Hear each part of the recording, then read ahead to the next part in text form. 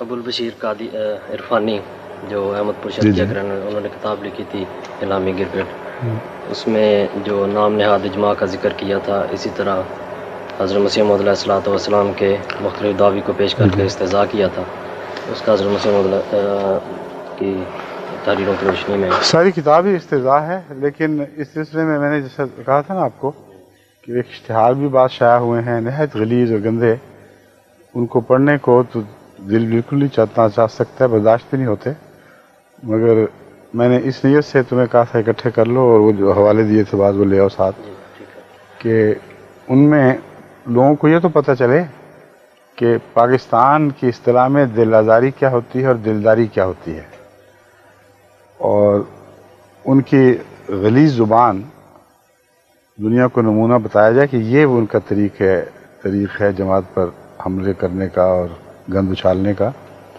اور حضرت مسیح علیہ السلام کی ذات کو جس طرح وہ مجروح کرنے کی کوشش کرتے ہیں.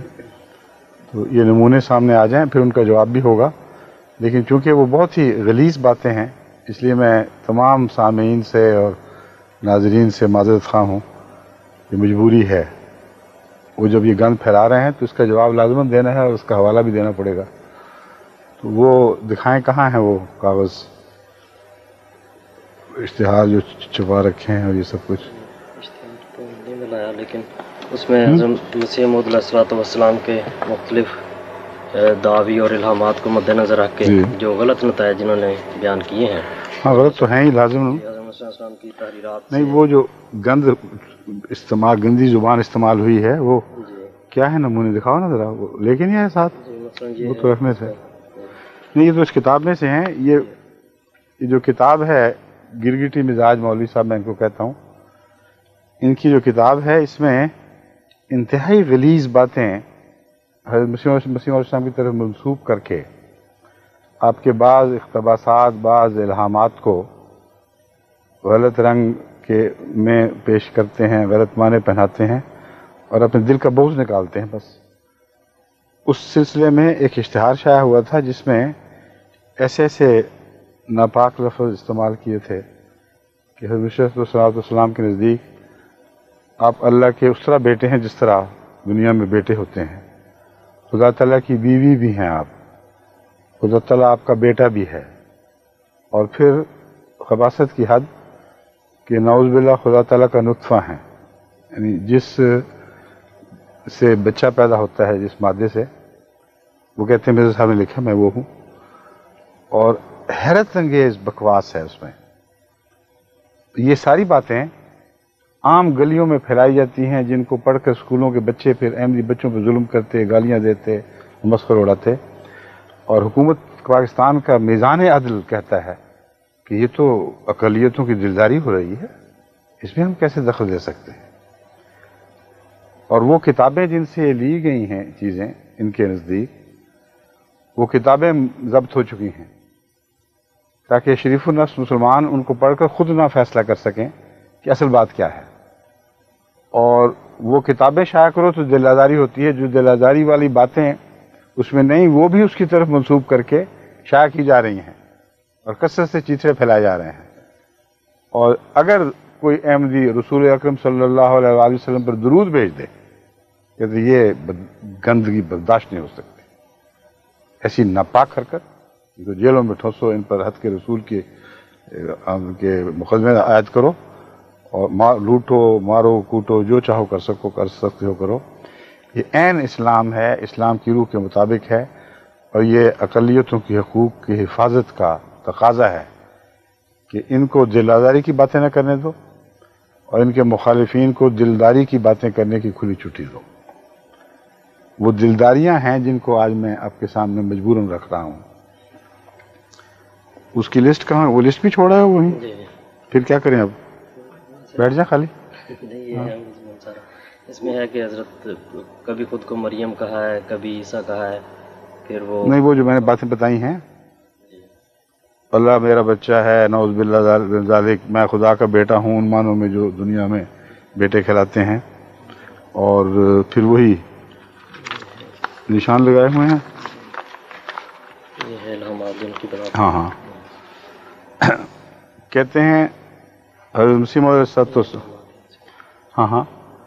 حضرت مسیح موعود علیہ السلام کے دو الہامات لے کر ان کا تمسخر اڑایا گیا ہے. ایک یہ انت منی بمنزلۃ ولدی، تو میرا ہے جیسے بیٹا ہو. منی کا مطلب مجھ سے، میرے اندر سے نہیں ہے، یہ جھوٹ بولتے ہیں مولوی. انتا کو اگر اپنی طرف منسوب کرنا ہو تو انتی کہا ہی نہیں جا سکتا، من لفظ بیچ میں لازماً داخل کرنا پڑتا ہے، یہ عربی قاعدہ ہے. اور انتا منی کا مطلب ہے تو میرا ہے. بمنزلت ولدی، جس طرح باپ کا بیٹا ہوتا ہے اس کو اتنا گہرا تعلق ہوتا ہے. انت منی بمنزلت اولادی، تو ایسا ہے جیسے اولاد ہو کسی کو. یہ باتیں لکھ کر پھر وہ تمسخر اڑاتے ہیں کہ دیکھو یہ کیسا نعوذ باللہ من ذالک مشرک ہے کہ اللہ کا بیٹا بننے کا دعوے دار ہو گیا ہے. اس کے علاوہ میں کچھ اور اعتراض اکٹھے کرتا ہوں. ہاں، کچھ اور اعتراض بھی سنا دیتا ہوں، سب کا اکٹھا جواب دوں گا. پھر ایک یہ کہتے ہیں کہ حضرت مسیح موعود علیہ السلام نے کہا کہ مجھے حیض آتا ہے اور میں عورت ہوں، اور مجھے حیض بھی آتا ہے، اور پھر اس کے بعد جب طہر کی حالت ہوئی تو بچہ بھی پیدا ہو گیا. پھر کہتے ہیں کہ خدا تعالیٰ کی بیوی بننے کا دعوے دار ہے، اور یہ دعویٰ کرتے ہیں کہ جس طرح ایک خاوند کا بیوی سے تعلق ہوتا ہے ویسے حضرت مسیح موعود علیہ السلام نے نعوذ باللہ اللہ تعالیٰ کی بیوی بنے اور اللہ تعالیٰ کی طرف وہ فعل منسوب کیے جو خاوند بیوی سے کرتا ہے. یہ حالت ہے. ابھی 2 دن ہوئے ایک سوال میں نے اٹھایا تھا، کسی نے کہا تھا کہ مولویوں کو لوگ برا بھلا کیوں کہتے ہیں. یہ باتیں کرنے والے ان کو کیا کہیں گے آپ؟ ایسے ناپاک دل ہیں کہ کوئی حیا نہیں، کوئی دل میں شرافت کا مادہ تک نہیں ہے، ورنہ ایسے بغض دل سے نہ اچھلیں. پھر وہ کہتے ہیں مریم بن گئے، اور مریمی حالت سے پھر عیسیٰ پیدا ہوا. اور یہ جو مضمون ہے اس کو اس طرح بیان کرتے ہیں کہ واقعتاً نعوذ باللہ من ذالک مسیح موعود کہتے ہیں میرا حیض جاری ہو گیا، پھر میں عورت بنا، پھر اللہ تعالیٰ سے میرے تعلقات قائم ہوئے، پھر ایک بیٹا بنا اور اس کا نام عیسیٰ ہے اور وہ میں ہوں. یہ ہے مضمون ان کی طرف سے جو نقشہ کھینچا گیا ہے. پھر اور بھی تھے بہت سے گن. اطفال اللہ لفظ استعمال کہتے ہیں کیا گیا ہے. پھر کہتے ہیں دیکھو یہ صاف بتایا گیا ہے، یہی گرگٹی صاحب لکھتے ہیں کہ میرا خدا سے ایک نہانی تعلق ہے جو ناقابل بیان ہے. کہتے ہیں جب نہانی تعلق ناقابل بیان ہو تو کیا ہوتا ہے. اب جو غلیظ مولوی ہر وقت گند کی باتیں سوچے اس کے ذہن میں نہانی تعلق اس کے سوا ہو ہی کوئی نہیں سکتا کہ شہوانی تعلقات کسی سے جوڑے جائیں، اور خدا کو بھی معاف نہیں کرتے. یہ خدا تعالیٰ سے نہانی تعلق کا ترجمہ جو ہے دیکھ لو ہم بتاتے ہیں، اور حوالہ دے رہے ہیں اس طرح کہ گویا نعوذ باللہ حضرت مسیح موعود علیہ السلام کے الفاظ بالکل جھوٹ ہے. حوالہ دیتے ہیں کہ دیکھو اس کی تعلقات کا ثبوت کیا ہے. وہ کہتے ہیں بابو الہی بخش، یہ تو وہی حیض والا تھا. دوسرا جو حصہ ہے قاضی یار محمد صاحب بریڈر تھے، کوئی دماغی حالت ان کی ایسی وجہ سے کئی دفعہ پاگل ہوئے. ان کی کوئی عبارت دیکھ کر حضرت مسیح موعود علیہ السلام کے اوپر چسپاں کرتے ہیں، اور وہ کہتے ہیں کہ حضرت مسیح موعود علیہ السلام نے یہ لیے کہا کہ نعوذ باللہ اللہ تعالیٰ نے وجودیت کی طاقت کا اظہار فرمایا. اور آگے لکھتے ہیں سمجھنے والے سمجھ جائیں کیا اشارہ ہے.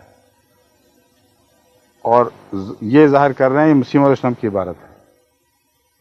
بالکل جھوٹ، کلیتاً یہ ایک افتراء ہے جو مسیح موعود پر بندھا گیا ہے. اب میں بتاتا ہوں کہ یہ جو مضامین ہیں یہ کن موقعوں پر کن معنوں میں فرمائے گئے ہیں، اور حضرت مسیح موعود علیہ السلام کیا فرما رہے تھے جس کو انہوں نے بگاڑ کر اپنی دلوں کے گند اچھال کر اس سے کیا بنا کر دکھایا. احمدیوں کی تربیت کے لیے، ان کو صورتحال سے مطلع کرنے کے لیے یہ تلخ گھونٹ آج بھرنا پڑ رہا ہے، مجبوری ہے. اس کے بغیر وہ جانتے تو ہیں مسیح موعود علیہ السلام کو، جانتے ہیں کہ کیسا پاک تعلق تھا اللہ اور رسول سے، اس لیے یہ تو ایک لمحہ کے لیے بھی کوئی احمدی سوچ نہیں سکتا کہ کوئی ایسی بات ہو سکتی ہے، مگر جب اس بکواس کو سنتے ہیں تو ان کو جواب کا پتہ نہیں پوری طرح، کیونکہ کتابوں پر اور متعلقہ حوالوں پر عبور نہیں ہے۔ اب وہ حوالے تم نے الگ کر دیے ہیں اکٹھے؟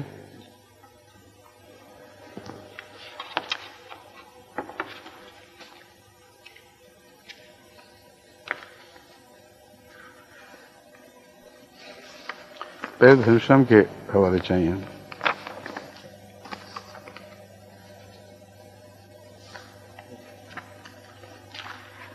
حضرت مسیح علیہ السلام جو حیض والی بات فرما رہے ہیں وہ ایک قانون قدرت کا حوالہ ہے جس میں ایک بہت ہی گہرا عارفانہ مضمون ہے۔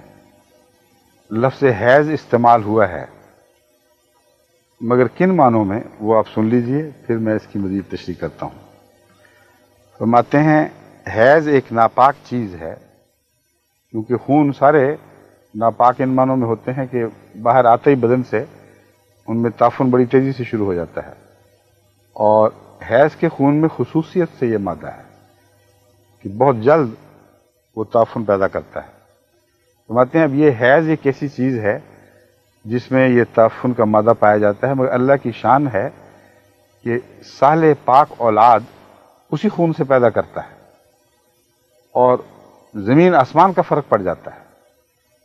یہ ویسا ہی مضمون ہے جیسے کہا جائے کہ دیکھو گندگی کے ڈھیر سے خدا تعالیٰ گلاب کے پھول نکال دیتا ہے، جیسے غلاظتوں میں سے اعلیٰ سے اعلیٰ پھل پیدا ہوتے ہیں، چیریز ہوں، اسٹرابریز ہوں، یا ہمارے ملک کے پھل آم، سیب، انگور وغیرہ وغیرہ، یہ سارے کہاں سے نکلتے ہیں؟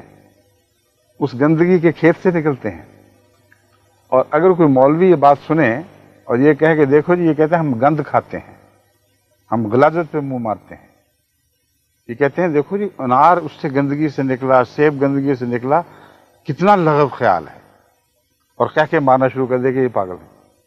پاگل تم ہو جسے قانون قدرت کا پتہ نہیں، پاگل تم ہو جسے یہ نہیں پتہ کہ خدا گندگی سے نور کے چشمے بہا دیتا ہے، اور یہی اس کی شان ہے، موت سے زندہ کرنا یہ مطلب ہے۔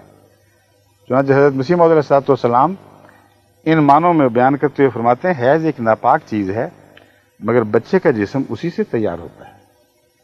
اسی طرح جب انسان خدا کا ہو جاتا ہے تو جس قدر فطرتی ناپاکی اور گند ہوتا ہے جو انسان کی فطرت کو لگا ہوا ہوتا ہے، اسی سے ایک روحانی جسم تیار ہوتا ہے۔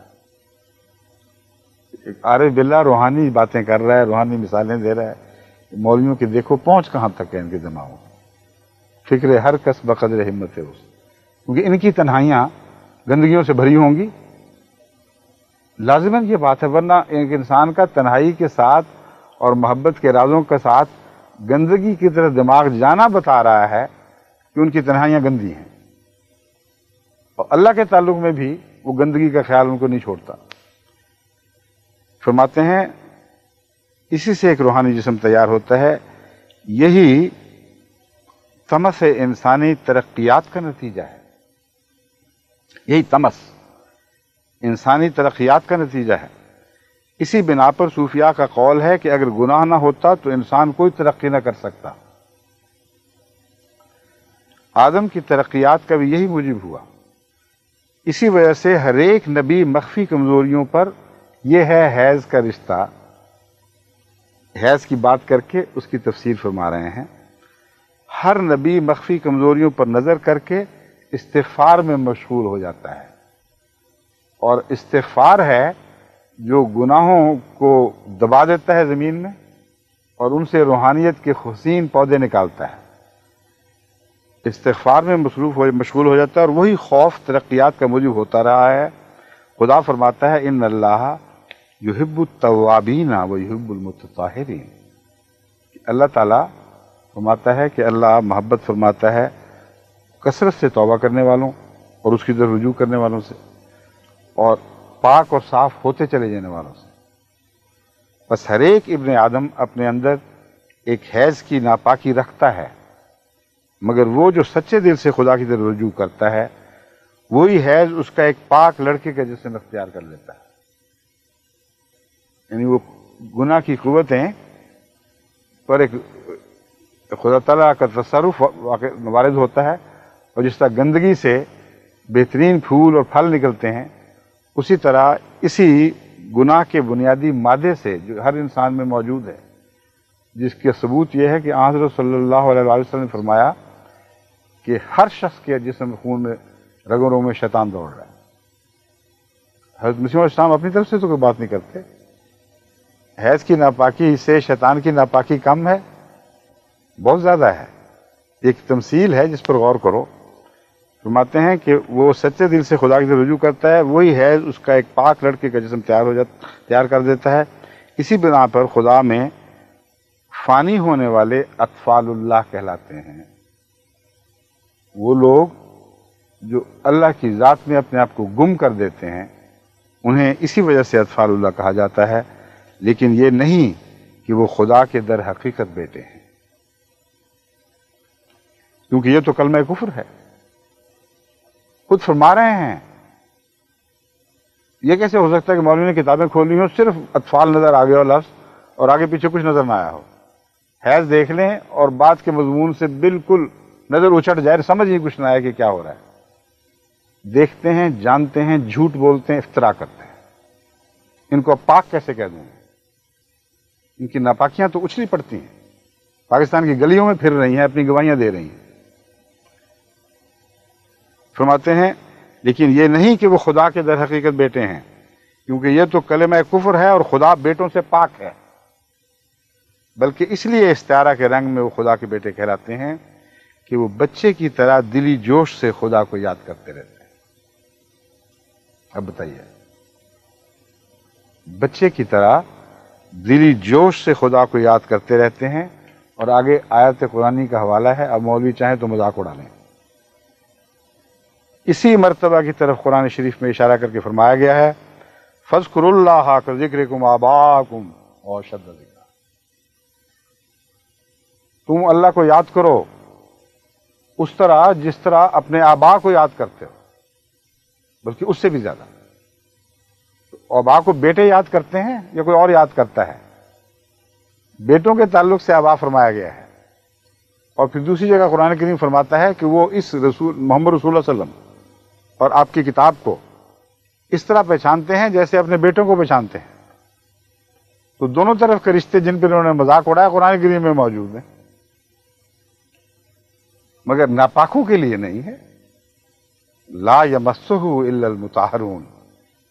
ان الہی کلام کے عارفانہ باتوں کو وہی لوگ سمجھتے ہیں جو پاک دل کیے جائیں، جن کو خدا کی کا ہاتھ، تزکیے کا ہاتھ پاک فرما دے.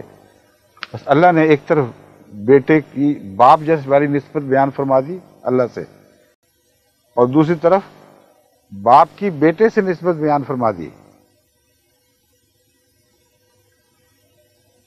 خدا کو ایسی محبت اور دلی جوش سے یاد کرو جیسا کہ بچہ اپنے باپ کو یاد کرتا ہے. اسی بنا پر ہر ایک قوم کی کتابوں میں اب یا پتا کے نام سے خدا کو پکارا گیا ہے. جتنے یہ حوالے انہوں نے دیے ہیں ان سب حوالوں میں یہ مضمون واضح کیا گیا ہے، ایک بھی اس کے بغیر نہیں. اب وہ یہود علماء کی طرح جن پر قرآن لعنت بھیجتا ہے، بتائیے یہ حال ہے کہ نہیں؟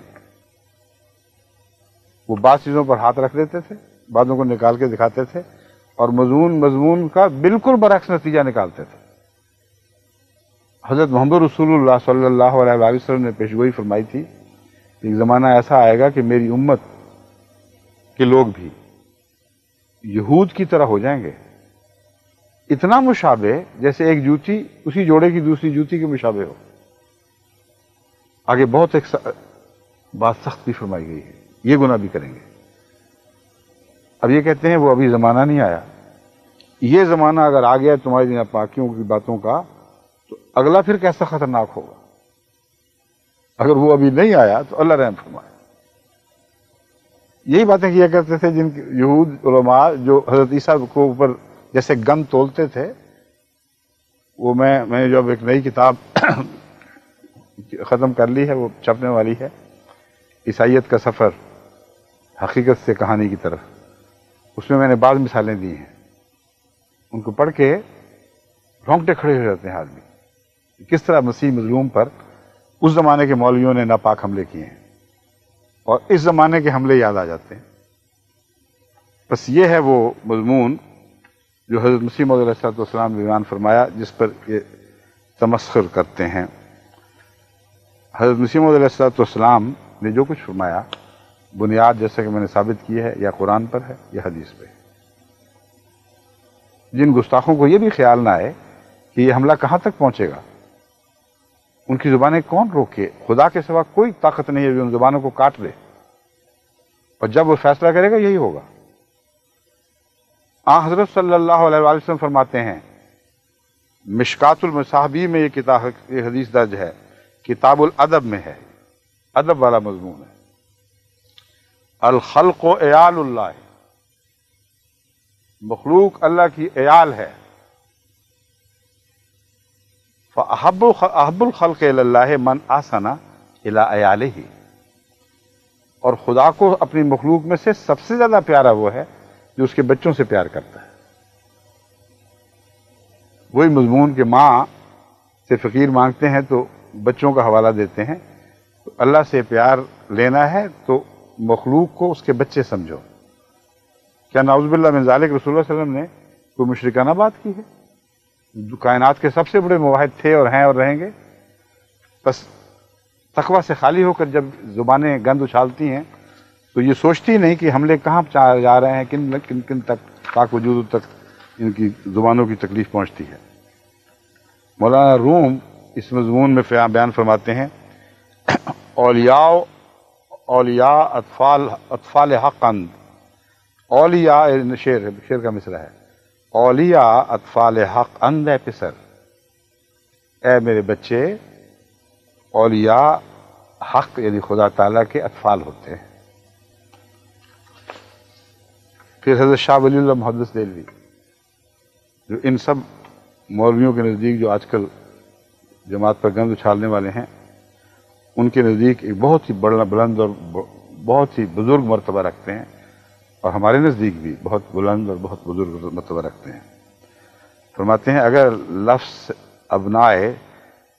ابنائے بجائے محبوبہ ذکر شدہ باشد چہ عجب، کہ اگر خدا تعالیٰ اپنے پیاروں کے لیے بیٹوں کا لفظ استعمال کر لیتا ہے اپنے محبوبوں کے لیے، تو عجب تعجب کیا ہے، ہونا چاہیے ایسے۔